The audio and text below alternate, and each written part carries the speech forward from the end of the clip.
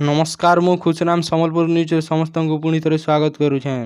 आज 1 जून सोमवार। आज मुख्य 10टा बड़ खबर जय कौशल। जदि वीडियो भल लगा वीडियो लास्ट के गोटे सब्सक्राइब और लाइक करदेवे। पहला खबर जून 17 खोलिब ना स्कूल जुलाई रे निष्पत्ति। वर्तमान परिस्थिति महामारी को दृष्टि रखी राज्य में जून 17 रु खोलिब ना स्कूल। स्थिति अनुध्यान पर जुलाई मासरे यहाँ निष्पत्ति नियाजिबो। ए नहीं काली सूचना देते स्कूल और गणशिक्षा मंत्री समीर रंजन दास। अनलक एक गाइडलाइन अनुसार जुलाई स्कूल खोलिबा अनुमति अच्छे किंतु स्कूल खोलिबा नहीं राज्य सरकार निष्पत्ति ने बोली केंद्र सरकार कहते। तेबे पुणी केबे स्कूल खोलिबो से नहीं वर्तमान सुधा राज्य सरकार पक्षर किछु सूचना दी जाइछि। अन्यपटे आज ऑनलाइन आरंभ हो +2 खाता देखा। 36 टी मूल्यांकन केंद्र हो +2 खाता देखा। 2टी पर्यायर 2टी शिफ्ट हो खाता देखा। परवर्ती पर्यायर ऑफलाइन मूल्यांकन हो और युक्त 2 बाकी थिबा परीक्षा जुलाई मासरे हेबार यथेष्ट संभावना रही है। सेकेंड नंबर खबर है आई ठारू देश गड़ब 200टा ट्रेन यात्रा करेंगे 1,45,00,000 यात्री। आई ठारू देश में 200 स्वतंत्र ट्रेन चलाचल निमंते आरंभ होइछे व्यवस्था। यही ट्रेन गुड़िक विभिन्न राज्य में चलाचल कर। रविवार रेलवे सूत्र दिया सूचना अनुसार यही ट्रेन गुड़िक जून 30 तारीख मध्य प्राय 26 लाख यात्री यात्रा करेंगे। सेहीपरि केवल आज अर्थात 1 जून रे 1,45,00,000 रु अधिक लोक ट्रेन रे यात्रा करेंगे बोली सूचना मिली है। जेन मान टिकेट कन्फर्म होइछे बा आरआईसी रही से स्टेशन भितर प्रवेश करें और जेन मान ट्रेन यात्रा करें। एथिपाई यात्री मान 90 मिनिट पूर्व स्टेशन रे पहुँचवा पड़वा। या समस्त यात्री स्क्रीनिंग अनिवार्य और सही यात्री मान ट्रेन रे जीवाई अनुमति मिलवा जेन मान संक्रमण लक्षण नथिबा।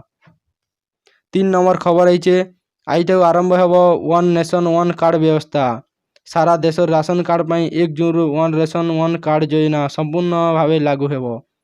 20 राज्य में आरंभ होगा जाऊा यह योजना मुख्यतः 67 कोटी गरीब लोक फायदा मिलवा। यही स्कीम रही फायदा है कि राशन कार्ड कौन भी राज्य में प्रस्तुत करें एवं जे कौन राज्य राशन किणी पारबे। एथिरू गरीब को बहुत फायदा है। राशन कार्ड को 5 किलो चाउल 3 टंका किलो दर एवं गहम 2 टंका किलो दर मिलवा। कार्ड 2टी भाषा जारी है। स्थायी भाषा एवं हिंदी किंबा इंग्राजी भाषा रहबा।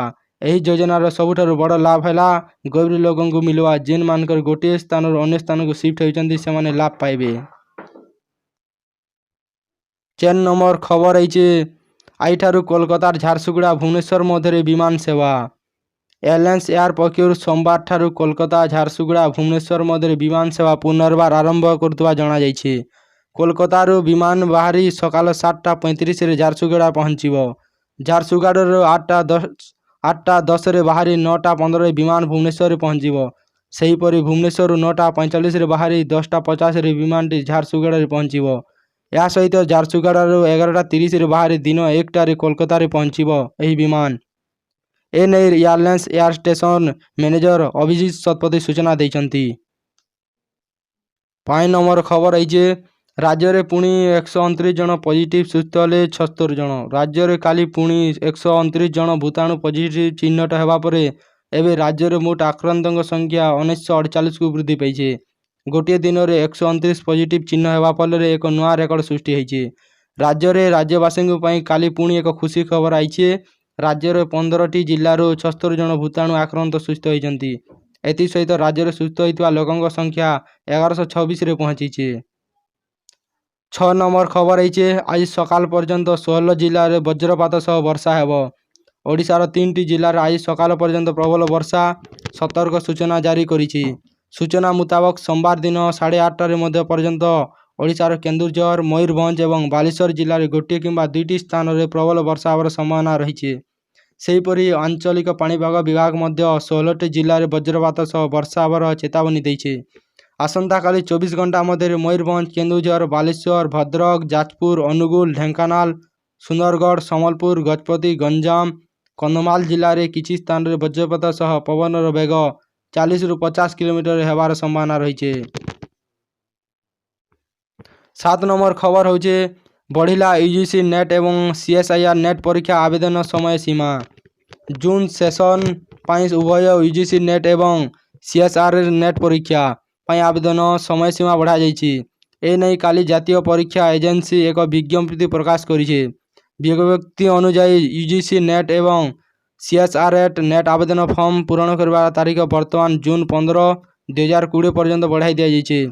ୟୁଜିସି ନେଟ୍ ଏବଂ CSRNet ସହ NAE ଲଗ୍ନ ଓପେନ୍ମାଟ୍ ଏବଂ ICR ପ୍ରବେଶିକା ପରୀକ୍ଷା ପାଇଁ ମଧ୍ୟ ଏଜେନ୍ସି ଆବେଦନ ତାରିଖକୁ ଜୁନ୍ 15, 2020 ପର୍ଯ୍ୟନ୍ତ ବୃଦ୍ଧି କରିଛି।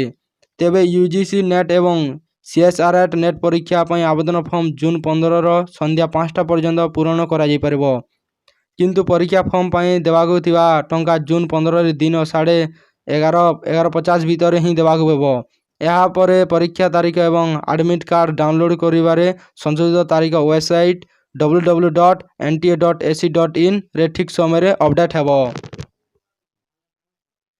8 ନମ୍ବର ଖବର ହେଇଛି ମୋ ଜୀବନ ମୋ ୟୋଗ ପ୍ରତିଯୋଗିତାରେ ଘୋଷଣା କଲେ ମୋଦି। ରବିବାର ମନ କି ବାତ ପର୍ଯ୍ୟାୟକ୍ରମରେ ପ୍ରଧାନମନ୍ତ୍ରୀ ନରେନ୍ଦ୍ର ମୋଦି ମୋ ଜୀବନ ମୋ ଯୋଗ ପ୍ରତିଯୋଗିତାରେ ଘୋଷଣା କରିଛନ୍ତି। ଲୋକଙ୍କ ମନରେ ଯୋଗର ଆଗ୍ରହକୁ ବଢ଼ାଇବା ପାଇଁ ଆୟୁଷ ମନ୍ତ୍ରଣାଳୟ ପକ୍ଷରୁ ମାଇ ଲାଇଫ୍ ମାଇ ୟୋଗ ନାମକ ଏକ ଅନ୍ତରାଷ୍ଟ୍ରୀୟ ଭିଡ଼ିଓ ବ୍ଲଗ୍ ପ୍ରତିଯୋଗିତା ଆରମ୍ଭ ହୋଇଛି। କେବଳ ଭାରତ ନୁହେଁ, ଦୁନିଆର କୋଣ ଅନୁକୋଣରେ ପ୍ରତିଟି ଲୋକ ଏହି ପ୍ରତିଯୋଗିତାରେ ଭାଗ ନେବେ। ଏହି ପ୍ରତିଯୋଗିତାରେ ଭାଗ ନେବା ପାଇଁ ଆପଣଙ୍କୁ ନିଜର 3 ମିନିଟର ଏକ ଭିଡ଼ିଓ ପ୍ରସ୍ତୁତ କରିବାକୁ ପଡ଼ବା। ଆର ଏହି ଭିଡ଼ିଓରେ ଆପଣଙ୍କୁ ଯୋଗ ଆସନ ମୁଦ୍ରା ଦେଖାଇବା ସହ ଯୋଗ ଆପଣଙ୍କ ଜୀବନରେ କେଉଁ ପ୍ରକାର ପରିବର୍ତ୍ତନ ଆଣିଛି ସେ ବିଷୟରେ କହିବାକୁ ପଡ଼ବା। 9 ନମ୍ବର ଖବର ହେଇଛି ଜୁନ୍ ମାସରେ ଓଡ଼ିଶାକୁ ଆସିପାରନ୍ତି ପଙ୍ଗପାଳ। ଓଡ଼ିଶାକୁ ମୌସୁମୀ ପୂର୍ବରୁ ଅର୍ଥାତ୍ ଜୁନ୍ ମାସରେ ପଙ୍ଗପାଳ ଆସିପାରନ୍ତି। ଏଥିପାଇଁ ଓଡ଼ିଶା ଚାଷୀଙ୍କୁ ସଚେତନ ଓ ସତର୍କ ରହିବାକୁ ହେବ ବୋଲି ୟୁଟିଏଟିର ଡିନ୍ ଲଳିତ ମୋହନ ଗଡ଼ନାୟକ ସୂଚନା ଦେଇଛନ୍ତି। ଓଡ଼ିଶାକୁ ପଙ୍ଗପାଳ ଆସିବାର ସମ୍ଭାବନାକୁ ଦୃଷ୍ଟିରେ ରଖି ଚାଷୀମାନଙ୍କୁ ଟିଭି ଓ ଅନ୍ୟ ମାଧ୍ୟମରେ ସଚେତନ କରାଯିବ। ଏଥିସହିତ ଜିଲ୍ଲା ଓ ବ୍ଲକ ସ୍ତରରୁ ପ୍ରତ୍ୟେକ ଦିନ ରିପୋର୍ଟ ସଂଗ୍ରହ କରାଯିବ। କୃଷି ନିର୍ଦ୍ଦେଶକଙ୍କ ଅଧୀନରେ କଣ୍ଟ୍ରୋଲ ରୁମ୍ ଖୋଲାଯାଇଛି। ତେବେ ସବୁ ଝଣ୍ଟିକା ପଙ୍ଗପାଳ ନୁହନ୍ତି। ଗୋଲାପୀ ରଙ୍ଗର ପଙ୍ଗପାଳ ଅଧିକ କ୍ଷତିକାର ହୋଇଥିବା ବେଳେ ହଳଦିଆ ରଙ୍ଗର ପଙ୍ଗପାଳ ପ୍ରତି ବିପଦ ନାହିଁ ବୋଲି ୟୁଟିଏଟିର ଡିନ୍ ଲଳିତ ମୋହନ ଗଡ଼ନାୟକ କହିଛନ୍ତି। The Food and Agriculture Organization of the United Nation ପକ୍ଷରୁ ପ୍ରକାଶ ଯେ ଜୁନ୍ 17, 15 କିମ୍ବା ଏହାପରେ ଓଡ଼ିଶାକୁ ପଙ୍ଗପାଳ ଆସିପାରନ୍ତି। 10 ନମ୍ବର ଖବର ହେଇଛି ଲକଡାଉନ୍ ଉଠିବା ପରେ ଖୋଲା ଖାଇବା ତେଲ ବିକ୍ରି ଉପରେ ଲାଗିବ କଟକଣା। ଲକଡାଉନ୍ ଶେଷ ହେବା ପରେ ସରକାର ଖୋଲା ଖାଇବା ତେଲ ବିକ୍ରି ଉପରେ କଟକଣା ଲଗାଇ ପାରନ୍ତି। ଏହି ତେଲର ଶୁଦ୍ଧତା ଏବଂ ସ୍ୱାସ୍ଥ୍ୟ ଉପରେ ଏହା ଦ୍ୱାରା ପଡ଼ୁଥିବା ପ୍ରଭାବକୁ ଦୃଷ୍ଟିରେ ରଖି ସରକାର ଏହି ନିଷ୍ପତ୍ତି ନେବା ପାଇଁ ବିଚାର କରୁଛନ୍ତି। ସରକାର ପୂର୍ବରୁ ବି ଏହା ଉପରେ ବିଚାର କରୁଥିଲେ, କିନ୍ତୁ କୋଭିଡ୍-19 ଆସିବା ପରେ ଏହା ଉପରେ ମାନସ ମନ୍ଥନ ଜୋରଦାର ଚାଲିଛି। ଏହାଦ୍ୱାରା ପ୍ୟାକେଟ୍ ଏବଂ ବ୍ରାଣ୍ଡେଡ୍ ତେଲ କମ୍ପାନୀ ପାଇଁ ବିକ୍ରି ବୃଦ୍ଧି କରିବାର ମୌକା ମିଳିବ। ଯଦି ଖୋଲା ତେଲ ବିକ୍ରି ଉପରେ କଟକଣା ଲାଗେ, ତେବେ ଗରିବ ରାଜ୍ୟ ବିଶେଷ କରି ଗ୍ରାମୀଣ କ୍ଷେତ୍ରରେ ଲୋକମାନେ ଏହାଦ୍ୱାରା ଅଧିକ ପ୍ରଭାବିତ ହେବେ। ଗ୍ରାମାଞ୍ଚଳରେ ବୃହତ୍ ସଂଖ୍ୟାରେ ଗ୍ରାହକ ଶସ୍ତାରେ ଖୋଲା ତେଲ କିଣିବା ପାଇଁ ପସନ୍ଦ କରନ୍ତି। ଆଗକୁ ଲୋକେ ସ୍ୱାସ୍ଥ୍ୟକୁ ଦୃଷ୍ଟିରେ ରଖି ଅଣ-ବ୍ରାଣ୍ଡେଡରୁ ବ୍ରାଣ୍ଡେଡ୍ ଏବଂ ଖୋଲାରୁ ପ୍ୟାକେଟ୍ ଉତ୍ପାଦକୁ ସ୍ଥାନାନ୍ତର ହେବ ବୋଲି ବଜାର ବିଶେଷଜ୍ଞମାନେ ପ୍ରକାଶ କରିଛନ୍ତି। 11 ନମ୍ବର ଖବର ରହିଛି ନାସା ମହାକାଶଚାରୀଙ୍କୁ କକ୍ଷପଥରେ ପହଞ୍ଚାଇ ଇତିହାସ ସୃଷ୍ଟି କଲା ସ୍ପେସ୍ ଏକ୍ସ। ଶନିବାର ଦିନ ଫ୍ଲୋରିଡାରୁ 2 ଜଣ ଆମେରିକୀୟ ମହାକାଶଚାରୀଙ୍କୁ କକ୍ଷପଥରେ ପହଞ୍ଚାଇ ପ୍ରଥମ ଘରୋଇ ରକେଟ୍ କମ୍ପାନୀ ହିସାବରେ ସ୍ପେସ୍ ଏକ୍ସ ଇତିହାସ ସୃଷ୍ଟି କରିଛି। 9 ବର୍ଷରୁ ଉର୍ଦ୍ଧ୍ୱ ବ୍ୟବଧାନ ପରେ ଆମେରିକୀୟ ମାଟିରୁ ନାସା ମହାକାଶଚାରୀଙ୍କ ଏହା ପ୍ରଥମ ମହାକାଶ ଯାତ୍ରା ହୋଇଥିବାରୁ ଏହି ଅଭିଯାନର ଯଥେଷ୍ଟ ଗୁରୁତ୍ୱ ରହିଛି। ଅପରାହ୍ନ 3ଟା 22 ସମୟରେ ସ୍ପେସ୍ ଏକ୍ସର ଫାଲକନ୍ 9 ରକେଟରେ କେନେଡି ସ୍ପେସ୍ ସେଣ୍ଟରରୁ ମହାକାଶୀ ଡ୍ରୁକ୍ ହର୍ଲି ଏବଂ ନଭ୍ ବେନକନ୍ ଯାତ୍ରା କରିଛନ୍ତି। ସ୍ପେସ୍ ଏକ୍ସର କ୍ରୁ ଡ୍ରାଗନ୍ କ୍ୟାପସୁଲରେ 19 ଘଣ୍ଟା ଯାତ୍ରା କରିବା ପରେ ସେମାନେ ଇଣ୍ଟରନ୍ୟାସନାଲ ସ୍ପେସ୍ ଷ୍ଟେସନରେ ପହଞ୍ଚିବେ। ନାସା କହିବା ଅନୁସାରେ 3ଟା 35ରେ କ୍ରୁ ଡ୍ରାଗନ୍ ଏହାର ସେକେଣ୍ଡ ଷ୍ଟେଜ୍ ବୁଷ୍ଟରରୁ ବିଚ୍ଛିନ୍ନ ହୋଇ କକ୍ଷପଥ ମଧ୍ୟକୁ ପ୍ରବେଶ କରିছে। 12 ନମ୍ବର ଖବର ରହିଛି ଗତ 24 ଘଣ୍ଟା ମଧ୍ୟରେ ଦେଶରେ 193 ମୃତ, 8380 ନୂଆ ଆକ୍ରାନ୍ତ ଚିହ୍ନଟ। ମହାମାରୀ ଭାରତରେ କାୟା ବିସ୍ତାର କରିବାରେ ଲାଗିছে। ଦେଶରେ ଆକ୍ରାନ୍ତଙ୍କ ସଂଖ୍ୟା ହୁ ହୁ ହୋଇ ବଢ଼ିବାରେ ଲାଗିছে। ବର୍ତ୍ତମାନ ଦେଶରେ ସଂକ୍ରମିତଙ୍କ ସଂଖ୍ୟା ବୃଦ୍ଧି ପାଇ 1,82,143 ଥିବା ବେଳେ ମୃତ ସଂଖ୍ୟା 5,164ରେ ପହଞ୍ଚିছে। ଏଥିସହିତ ଗତ 24 ଘଣ୍ଟା ମଧ୍ୟରେ ଦେଶରେ 193 ଜଣଙ୍କର ମୃତ୍ୟୁ ହୋଇଥିବା ବେଳେ 8,380 ନୂଆ ମାମଲା ସାମ୍ନାକୁ ଆସିଛି। ଏନେଇ କେନ୍ଦ୍ର ସ୍ୱାସ୍ଥ୍ୟ ମନ୍ତ୍ରଣାଳୟ ପକ୍ଷରୁ ସୂଚନା ଦିଆଯାଇଛି। ଯଦି ଆମର ସମ୍ବଲପୁରୀ ଭିଡ଼ିଓ ଭଲ ଲାଗଲା ବୋଲେ ଗୋଟେ ସବସ୍କ୍ରାଇବ୍ ଆଉ ଲାଇକ୍ କରିଦେବେ।